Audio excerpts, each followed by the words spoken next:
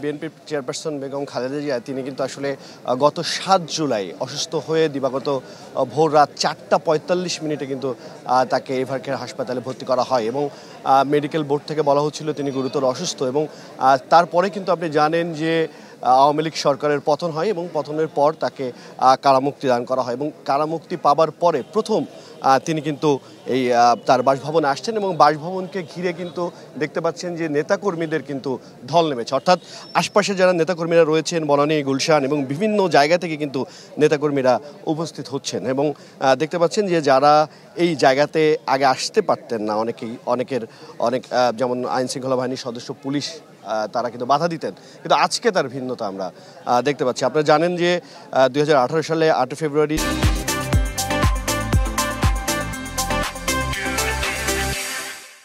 Zia orphanage trust মামলা রায়ের কারাগারে যান বেগম খালেদা জিয়া। এরপর অসুস্থতার কারণে কিছুদিন বিএসএমইউতে চিকিৎসা নেন। করোনার সময় আর কি সংক্রমণের মুখে 2020 সালে 25 মাস শর্ত সাপেক্ষে মুক্তি পান খালেদা জিয়া।